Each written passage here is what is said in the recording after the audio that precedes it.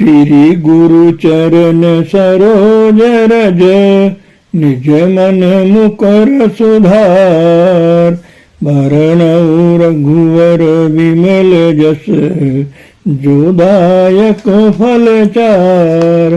बुद्धिहीन तन जान के, सुमिरो पवन कुमार। बल बुद्धि विद्या देव मोहे, हरऊं कलेश विकार। गुरु रूप प्यारी साध संगत जी, आप सभी के पवित्र चरणों में दास का कोटि कोटि प्रणाम है। एक और सत्संग की कुछ कड़ियां लेके परम पूज्य परम संत ठाकर सिंह जी महाराज जी की मुखार बिंदु से जो के दास की वाणी में प्रस्तुत की जा रही हैं। तो बहुत ही सौभाग्य समय है कि आज से तकरीबन 22-23 साल पहले पूज्य महाराज जी ने सत्संग फरमाया था। एक बड़ा ही अनुभवी जो है कथन है महाराज जी का, साध संगत की सेवा में रखा जा रहा है। मैं आपको आत्मा नहीं कहूं तो और क्या कहूं। आप आत्मा हो, लेकिन एक यही बड़ी भारी कुछ ऐसी भ्रम की कला चली हुई है कि जो है उसका हमें पता नहीं। जो कुछ भी नहीं है उसके पीछे हम पड़े हुए हैं। ये शरीर क्या है पता नहीं, पल में है या नहीं, क्षण भंगुर है, एक पल में ही खत्म हो जाने वाला है। यह जो हम आत्मा है सदा से हैं, अब भी आत्मा है, फिर वर्षों तक रहेंगे।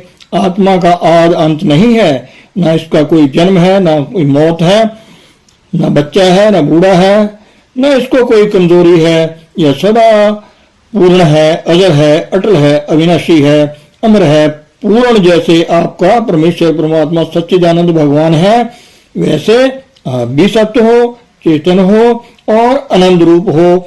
इसको दुख कहां से आ गया और मौत कहां से आ गई, बीमारियां कहां से आ गई? क्योंकि हम मन, बुद्धि और शरीर अपने आप को बनाया हुआ है, रखते हैं ऐसे घर में जिसमें आग लगी हुई है, जिसमें सांप हैं, बिच्छू हैं, चोर हैं, डाकू हैं। तो ऐसे खतरनाक घर में रहोगे तो आपकी क्या हालत होगी। किंतु अगर आप ऐसे खतरनाक घर से निकलकर किसी और अच्छे घर में चले जाओगे, जहां आपका परिवार है, आपके हितैषी हैं, आपको सुख देने वाले हैं, वहां आपका सब कुछ है, फिर आपको सुंदर जीवन मिल जाए करता है। माफ करना, आप इस शरीर में रह रहे हो जो काल का है, इस पर मन, बुद्धि और काल का कब्जा है। किंतु आपको कहा गया है कि 9 द्वार ठाके तावत राहे, 9 दरवाजों से ऊपर आ जाओ, 10वें निर्गर वस आ पाए। मस्तक की ओर इशारा करते हुए उत्थे अनहद शब्द वजे दिन राति, गुरमती शब्द सुनावणिया। वहां सदा मंगलाचारण हो रहा है। उत्थे अमृत वंडिया सुखिया कर कारणे। परमेश्वर परमात्मा आपका पिता वहां आपकी प्रतीक्षा में बैठा है। कोई है ऐसा शरीर भी है जिसका कोई घर घाट नहीं, उसके अंदर भी परमेश्वर है, उसका भी घर है। कौन सा घर है? जिसमें सुख ही सुख है, आनंद ही आनंद है। सो कर लब्दा सहज समद्दा, हर का नाम आधारा। कहो नानक सुख माने रलिया, गुरु पूरे को नमस्कारा। उस गुरु को सिर्फ नमस्कार ही करनी पड़ती है, जिसने हमें इस जलते घर से निकाला और अपने घर में ले गया। जो सुख वाला घर है, जिसमें दुख आपको ढूंढने से भी नहीं मिलेगा, दुख वहां है ही नहीं। लेकिन ये संसार भी ऐसा ही है, इसमें आपको दुख ही दुख मिलेगा। इसमें सपना भी आपको सुख का नहीं आ सकता। सुख मांगत दुख आगे आवत। इंसान इच्छा सुख की करता है, इन चीजों से मुझे सुख हो जाएगा, बहन भाइयों से मुझे सुख हो जाएगा, बाल बच्चों से सुख हो जाएगा। लेकिन यह एक क्रिया है संसार को चलाने की। यहाँ कोई किसी का है ही नहीं। कहत कबीर कोई नहीं तेरा। इसका मतलब है तो सभी, लेकिन आपका अपना कोई नहीं है। जैसे आप चंडीगढ़ पंचकुला घूमाओ, आपका कोई रिश्तेदार, माँ बाप, बाल बच्चा थोड़ा सा संभालेगा, प्यार करेगा, बातचीत करेगा, नहीं तो घूम रहे हैं, कोई किसी को पूछता नहीं।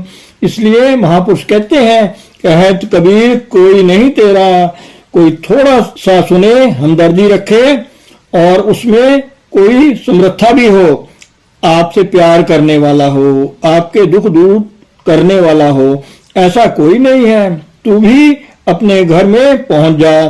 तुम घर आओ मेरे मीत, तुमरे दुखी हर आप निवारे, अपदा भई व्यतीत। कहते हैं कि जो विपदा का, दुखों का समय था वह अब खत्म हो गया है। जैसे रात खत्म हो जाती है, दिन चढ़ जाता है, सूरज चढ़ जाता है, अब अंधेरा कहीं नहीं है, अब प्रकाश हो गया है। अंधेरा कहीं ढूंढने से भी नहीं मिलेगा। ऐसे ही संसार में किसी को कभी ढूंढने से भी सुख नहीं मिला है। यह दुखों का देश है, मौत का देश है। इस देश में कहाँ मिलेगा सुख? ऐसी इच्छा करते हो तो ये मूर्खता के सिवाय और क्या हो सकता है बेटे। देह धर सुखिया कोई ना देखा, जो देखा सो दुखिया हो। किंतु इंसान को परमेश्वर ने ऐसा वरदान दिया है, एक ऐसी बख्शिश का मजमून दिया है कि शरीर तो दिया लेकिन उसको अपना मंदिर बना दिया, उसको अपना घर बना लिया, उसमें सब कुछ लेकर पूर्ण परमेश्वर परमात्मा पूर्ण रूप से विराजमान हो गया और आपको अपना बच्चा उन्होंने घोषित कर दिया है कि तू मेरा बच्चा है। लेकिन वह कौन है बच्चा, यह विचार करने की बात है। यह है आत्मा, शरीर नहीं है। यह शरीर तो मिट्टी का है, इसका तो धर्म ही है दुख भोगना और मर जाना, इसका धर्म है। आग के पास जाओगे जलन मिलेगी, ठंडक नहीं मिलेगी। जो धर्म है किसी चीज का, तो धर्म यह चलता रहता है। पानी का धर्म क्या है? शीतलता है। मिर्च का धर्म क्या है? कड़वाहट होती है। शक्कर का धर्म क्या है? मिठास देनी है। अपना अपना धर्म है। ऐसे ही इस संसार का धर्म क्या है? दुखों का उपदेश। शरीर का धर्म क्या है? मन बुद्धि का क्या धर्म है? जहाँ जो भी इस संसार में रहता है इसका क्या धर्म है? दुखी होना और दूसरों को भी दुखी करना। किसी को कोई सुख दे नहीं सकता, ना आप सुखी होगा। किसी के पास कोई सुख नहीं तो क्या दूसरों को देगा? लेकिन ये मूर्खता कहाँ से आ गई हमारे पास? यह मन मूर्ख है, यह बुद्धि भी मूर्ख है। महापुरुषों ने कहा है, मन मूर्ख अजहू न समझत, सिख दे हरियो नीत। मैं आपको रोज कहता हूँ, ये वेद आपको पुकार पुकार कर कह रहे हैं, सिमरत वेद पुराण पुकारन पोथियां, नाम बिना सब कूड़ गाली होचियां।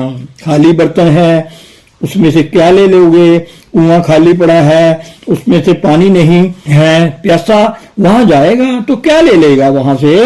ये सारा संसार ऐसे ही है, नाम बिना सब कूड़ गाली होचियां। क्या ये जाग रहा है?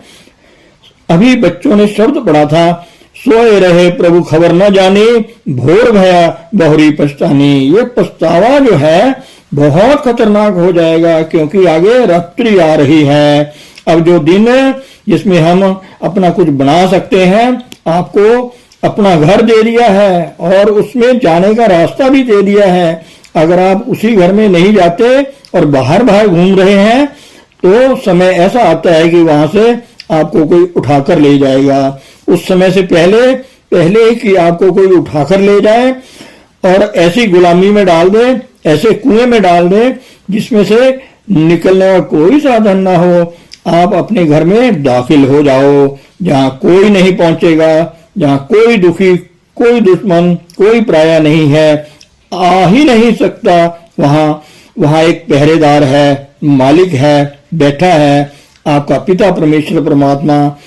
वहां सब सुख ही सुख है, दुख का नामो निशान भी नहीं है वहां। तो ऐसा समय हमें मिला है, हम अपना भविष्य बना सकते हैं, दुखों का नाश सदा के लिए कर सकते हैं। सदा आनंद तह नहीं वियोग, वह जगह ऐसी है जहाँ सदा का आनंद है, वियोग का सपना भी नहीं आ सकता। वह आपको घर मिला हुआ है, तो उसमें दाखिल होने के लिए आपको क्यों शर्म आती है? सिर्फ इतना ही एक कारण है कि मन जो आपके साथ लगा हुआ है, यह आपको अंतर्वृत्ति होने नहीं देता, इस घर का पता ही नहीं लगने देता। कि वह घर है या नहीं। आप में ऐसे बहुत से ऐसे जीव हैं जिन्होंने नाम भी लिया है, फिर भी आपको विश्वास नहीं है कि आपका सुख कहाँ है, आपका जीवन कहाँ है, आपकी शांति कहाँ है। आप यह कहो कि मकान बना लेंगे, बैंक बैलेंस बना लेंगे, बाल बच्चे हो जाएंगे, उनकी शादियां हो जाएंगी, तो आपका काम ठीक चल पड़ेगा और किसी चीज की जरूरत नहीं है, यही काफी है।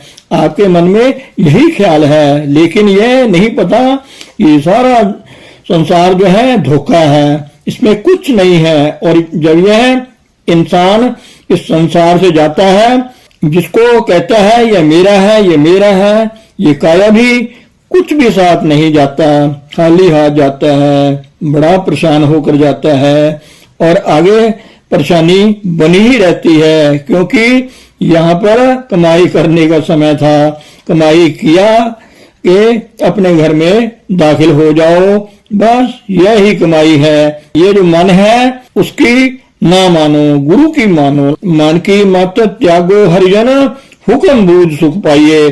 कुछ भी होता रहे, घी का घड़ा रुड़ जाए, गिर जाए, कुछ भी है, आग लगी हुई है। नामदेव जी थे, उनकी घास फूस की झोंपड़ी थी, उसमें आग लग गई। आप भजन पर बैठे हुए थे, कहीं बाहर लोग उनके घर की आग को बुझाने लगे और उनको उठाकर कहने लगे आपके घर को आग लगी है। तो कहने लगे आपके पावक आपे पवना, जा रे खसम तराखे कौना। मुझे बचाने वाला कौन है और मुझे जलाने वाला कौन है? सब कुछ परमेश्वर परमात्मा ही करता है। वह पावक भी आप ही है, आग भी आप ही है, हवा भी आप ही है और जलाने वाला भी आप ही है।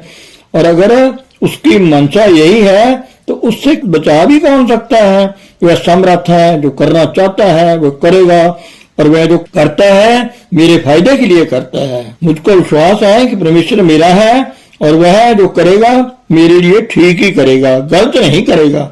जो होता है होने दो, है भी ठीक है। मान लो एक बच्चा है, उसका बाप जो है उसके पास तलवार है, वो कहता है बेटे तेरा बाप तलवार लिए घूमता है, जरा खबरदार हो जा। तो कहने लगा मेरा बाप है भाई, मेरे लिए तलवार नहीं है, मेरे दुश्मनों के लिए है। वह जो मेरा दुश्मन होगा उस पर वार करेगा, उसके पास तलवार है, मेरे लिए उसकी तलवार नहीं है। मुझे विश्वास है और होता भी ऐसा ही है।